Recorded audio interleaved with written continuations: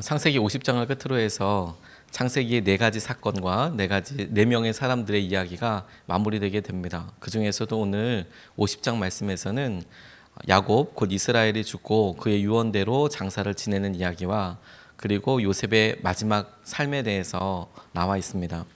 특별히 하나님께서 이 세 명의 사람들을 주목하여서 1차 40일 특별 새벽 기도회를 기도하게 하셨는데, 그 중에서도 요셉의 삶의 마지막을 보면서 하나님이 우리의 믿음의 끝, 그 결국이 어떻게 되어져야 하는지에 대해서 도전하시는 것 같다라고 생각하게 되었습니다. 여러분들은 여러분들의 삶에서 어떤 부분이 해결되면 여러분 인생에 100점을 줄일 수 있으시겠습니까? 40일 동안 특별 새벽 기도회를 하면서 우리 자신에 대해서, 저 자신에 대해서 계속 물어보며 하나님께서 이 새벽 기도회를, 그리고 이 마음을 받으신다면 몇 점을 주실까 하는 생각을 해보게 되었습니다.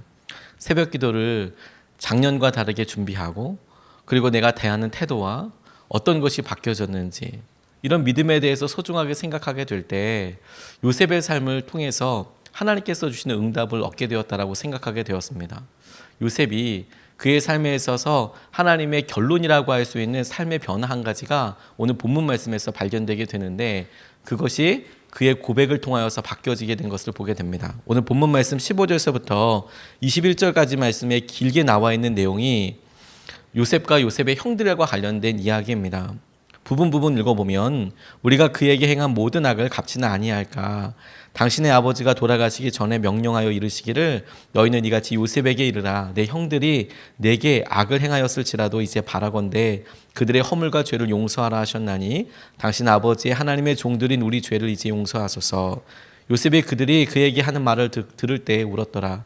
그의 형들이 또 친히 와서 요셉의 앞에 엎드려 이르되, 우리는 당신의 종들이니이다. 요셉이 그들에게 이르되, 두려워하지 마소서. 내가 하나님을 대신하리이까. 하나님은 그것을 선으로 바꾸사 오늘과 같이 많은 백성의 생명을 구원하게 하시려 하셨나니 라고 하는 대화가 진행이 되고 있습니다. 요셉의 삶에서 그가 국무총리가 되었다, 총리 대신이 되었다, 그가 종에서 노예에서 삶이 완전히 변화되었다라는 것에 사람들은 집중을 하게 되고, 그와 같은 삶이 우리 가운데 이루어지게 되게 하시옵소서, 이런 기도를 하기도 하고, 똑같은 은혜가 자녀들에게 있기를 간절히 축복하기도 합니다.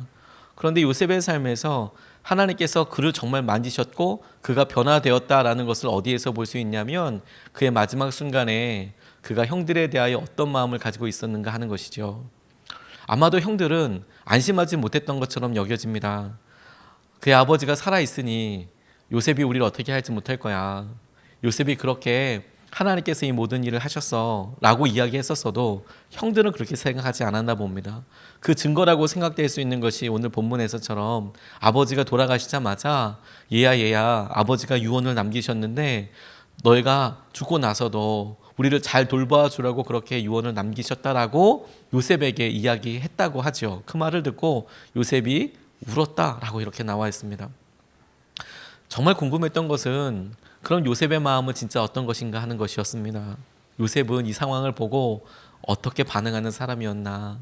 그런데 그가 유독 사용하고 있는 고백에서 요셉의 마음과 요셉의 믿음의 중심이 어디에 있는지를 보게 되었습니다. 그 중심을 어디에서 발견하고 있냐면, 하나님께서 이 일들을 하셨다라는 것이죠. 하나님께서 이 일들을 하셨다.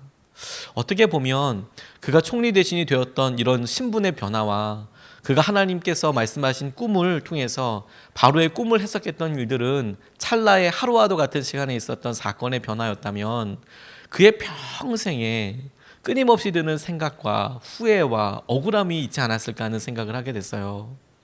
그가 그렇게 어렵고 힘든 순간 가운데 희망을 바라보고 살았던 것도 참 놀라운 믿음이었고, 그래서 하나님께서 결정적으로 그에게 말씀하시는 것을 알아채서 바로의 꿈을 해석해 주어서 지혜로 말미암아 회복된 것, 너무 귀한 믿음이지만, 그러나 그것보다도 더 지난하고 오랫동안 그의 마음속에 끊임없이 물었을 법한 질문이 있겠다고 생각하게 됐어요. 내 인생 이게 뭔가 하는 것 아니겠습니까?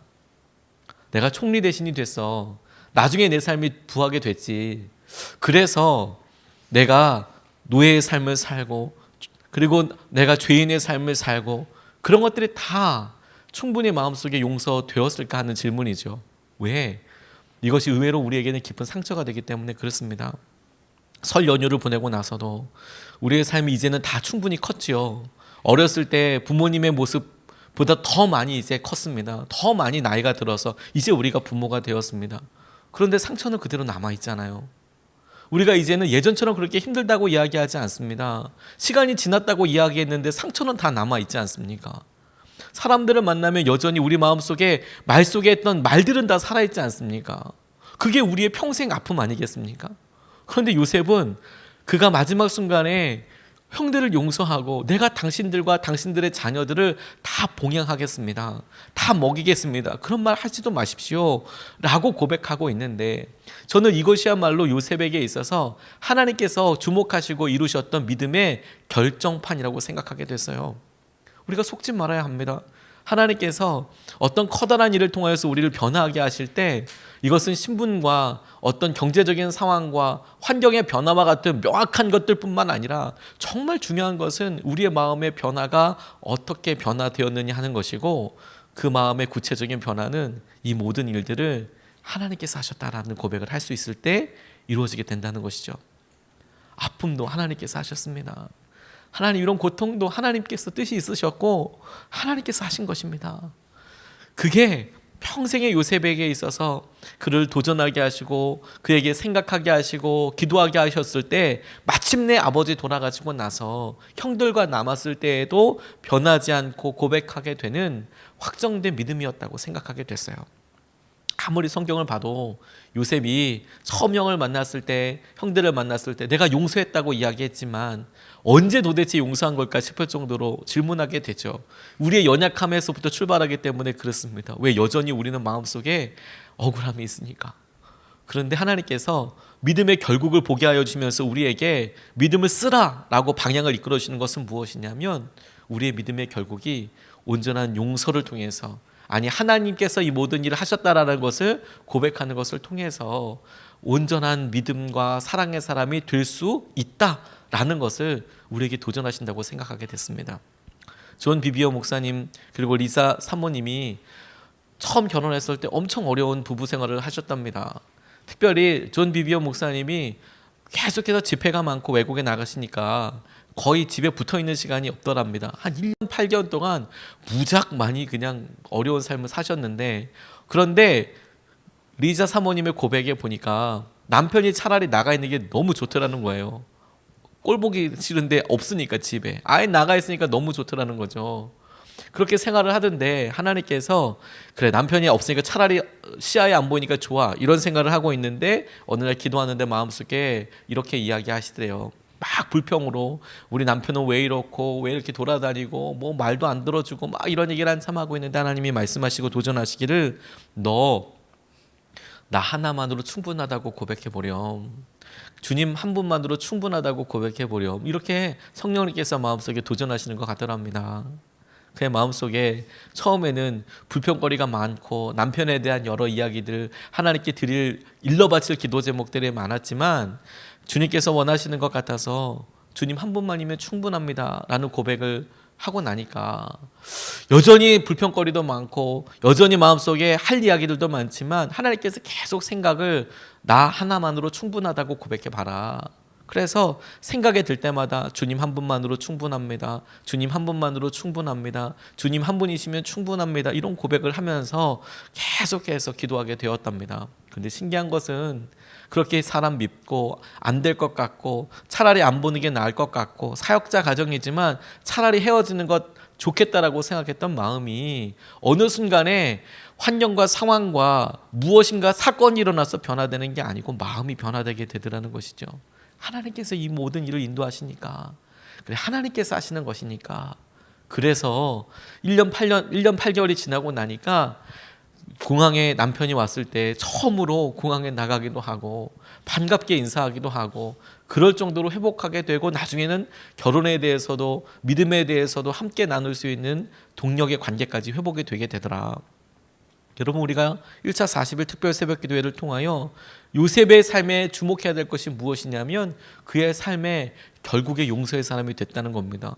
그리고 그가 그렇게 용서할 수 있고 변화될 수 있었던 핵심은 무엇이냐면 그의 입술에 하나님께서 하셨습니다. 이 모든 일을 하나님께서 하셨습니다 라는 믿음이 분명히 있었기에 아픔도 그리고 힘든 삶도 억울했던 것도 말들도 상처도 여전히 잊혀지지 않은 그 스냅 사진과도 같은 잔상들도 능히 넘어설 수 있게 하셨다라는 것이죠. 우리가 우리의 삶에 주님께서 이 믿음을 통하여서 이루게 하실 은혜를 함께 붙잡을 수 있으면 좋겠습니다. 근데 그렇게 보고 나니까 하나님께서 요셉의 믿음을 통하여서 또 한 가지 우리에게 도전하고 계시는 것이 있다고 생각하게 되었습니다. 오늘 24절부터 25절까지의 말씀을 보니까 요셉이 그의 형제들에게 이르되 나는 죽을 것이나 하나님이 당신들을 돌보시고 당신들을 이 땅에서 인도하여 내사 아브라함과 이삭과 야곱에게 맹세하신 땅에 이르게 하시리라. 요셉이 또 이스라엘 자손에게 맹세시켜 이르기를 하나님이 반드시 당신을 돌보시리니 당신들은 여기서 내 해골을 메고 올라가겠다 하라 하였더라. 이렇게 나와 있습니다. 요셉도 마지막을 맞이하였습니다. 그리고 마지막에 부탁하기를 내가 이제 하늘나라로 돌아가게 될 텐데 너희들 나의 유고를 가지고 반드시 돌아갈 때 반드시 너희들 돌아가게 될 테니까 돌아갈 때 꼭 나의 유고를 챙겨서 올라가 다오 라고 이야기하고 부탁하고 있습니다. 이스라엘이 하늘나라로 돌아갔을 때에는 요셉이 애굽에 엄청난 실권을 가지고 있었습니다. 장례를 치를 만큼 능력도 있었고 그렇게 많은 사람들을 일으킬 수 있는 그런 재량도 있었습니다. 근데 요셉이 죽었을 때에는 아무런 힘도 없었습니다. 정승래 집 개가 죽으면 그 장례가 엄청나게 그렇다고 하지만 정승이 막상 죽으면 아무런 소문도 없는 것처럼 요셉이 실제로 장례를 치르게 될 때에는 그의 이후에 그의 장례를 그렇게 권력 있는 사람으로 해줄 만한 그런 사람들이 없었던 것으로 보입니다. 그래서 그의 장례가 애굽에서 있었던 것으로 여겨집니다. 그런데 그에게는 믿음이 있었습니다. 우리가 반드시 돌아가게 될 거다. 우리가 반드시 돌아가게 될 것이고 그때 나의 유고를 꼭 가지고 가다오. 하나님께서 이스라엘이 가나안 땅을 떠나기 전에 이와 같은 약속을 해주셨고 요셉이 그 믿음을 그대로 받아서 하나님께서 이것을 너희에게 이루실 것을 믿는다라고 고백하고 있는 것이죠. 하나님께서 우리에게 이 믿음을 도전하신다라고 생각하게 되었어요. 우리의 삶의 방향이 하나님 감사가 되고 온전히 용서가 되고 온전히 하나님께서 이 모든 일을 이루실 수 있습니다 라는 고백과 함께 마찬가지로 하나님께서 이 모든 일들을 동일하게 이끄실 것을 믿습니다 라고 고백할 수 있겠는가 하는 것이죠. 무엇을 믿게 되었는가? 하나님께서 앞으로 내 삶도 이 이후도 그렇게 인도하실 것을 내가 믿는다 라는 것입니다. 우리가 2018년 들어서 첫 번째 40일 특별 새벽 기도회를 마쳤습니다. 2017년도에 6번에 걸쳐서 특별 새벽 기도회를 인도하면서 하나님께서 매 회가 끝날 때마다 기가 막힌 기도의 응답들을 우리에게 주셨습니다. 땅을 찾아내고 땅을 계약하고 잔금을 치르고 그리고 이리로 이사 와서 명도 과정이 다 끝나게 되고 건물을 아름답게 인테리어하고 예배 드리게 되고 파송 선교사님들이 잘 은혜롭게 교체되게 되고 그러면서 2018년 1차 특별 새벽 기도회를 마치면서 하나님 어떤 일을 이루셨을까 집요하게 제 마음 가운데 질문하게 되더라고요. 2017년도 12월 달에 쓰러지는 일이 있어서 제 믿음 속에 어떻게 보면 퇴보라고 생각할 만한 일들이 있었습니다. 저의 기준에 따라서 그런 것이죠. 제가 갖고 있었던 믿음의 기준, 제가 하나님께 순종하겠다라는 기준이 있었습니다.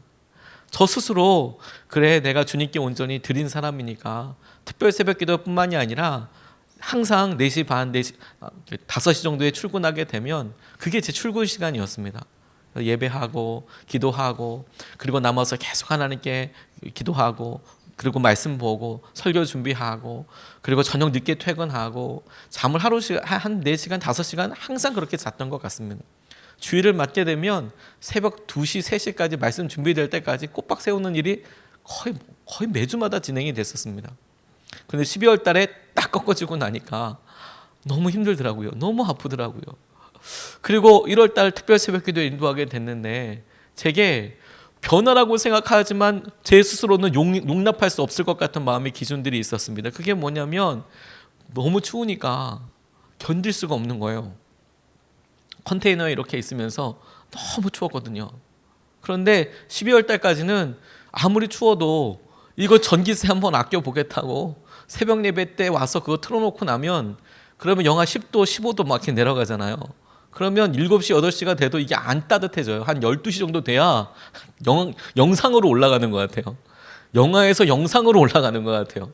뭐 좀 따뜻해진다, 훈기가 있다라는 느낌이 아니고 한 8시, 10시 넘어가야 이제 영상 1도, 2도 이 정도 되는 너무 추웠거든요.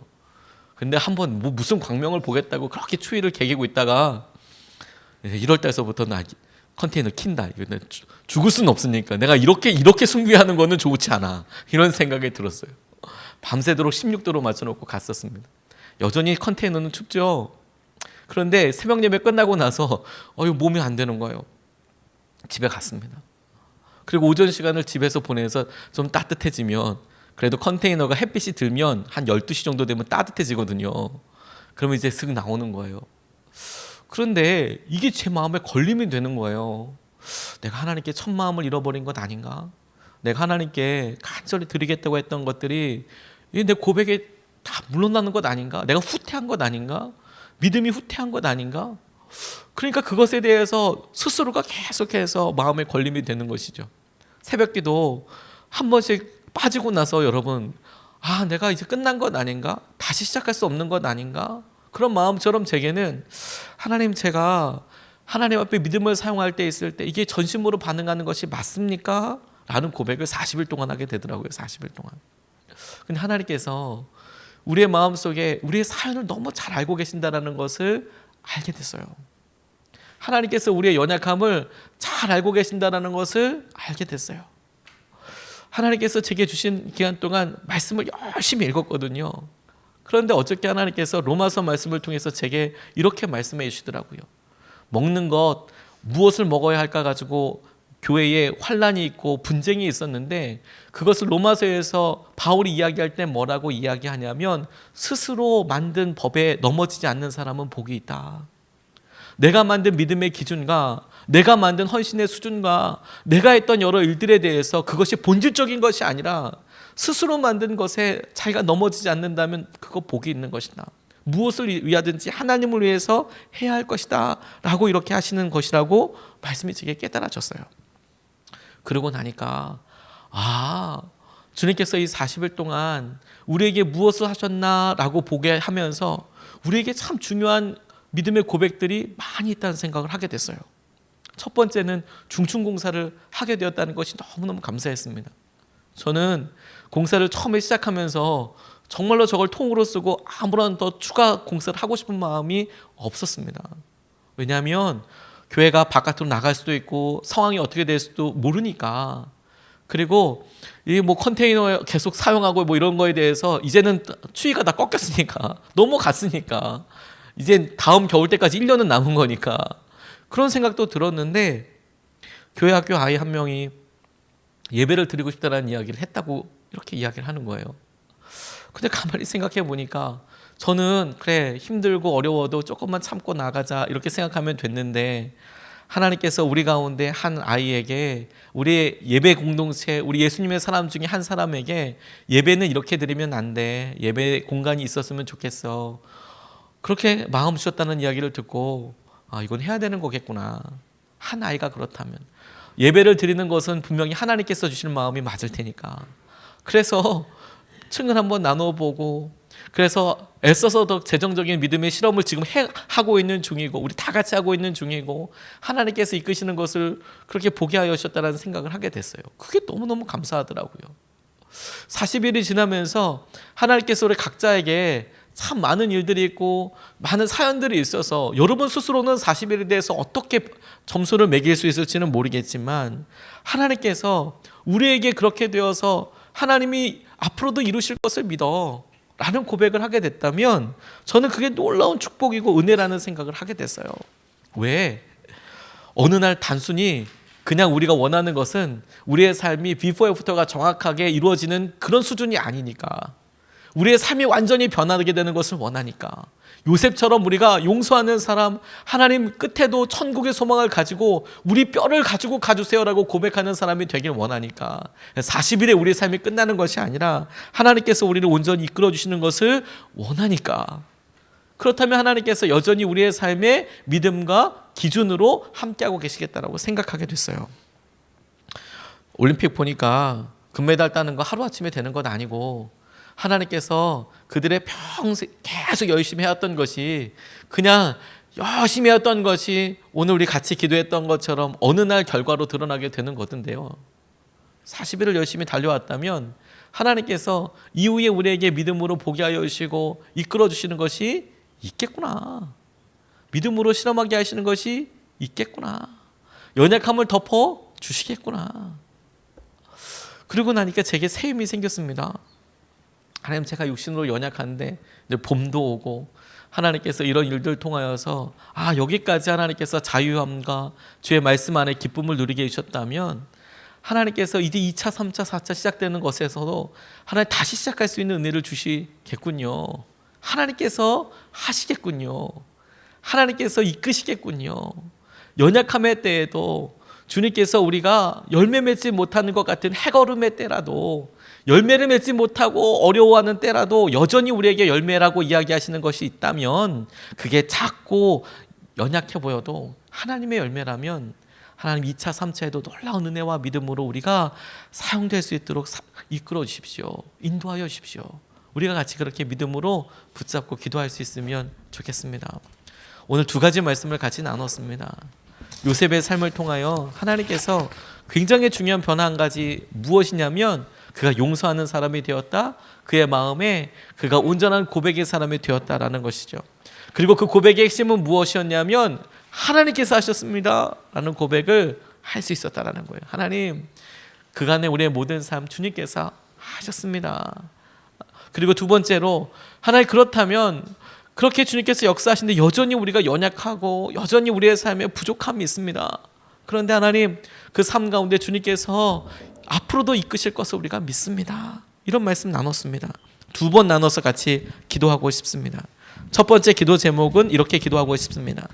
하나님께서 모든 일을 이루셨음을 믿습니다. 하나님의 손길에 대한 눈이 열리게 하시고 감사만 하게 하여 주십시오. 하나님, 우리가 하나님께서 행하신 은혜를 따라서 눈이 열리게 하시고 감사만 하게 하여 주시옵소서. 우리가 먼저 첫 번째로 같이 기도하시겠습니다.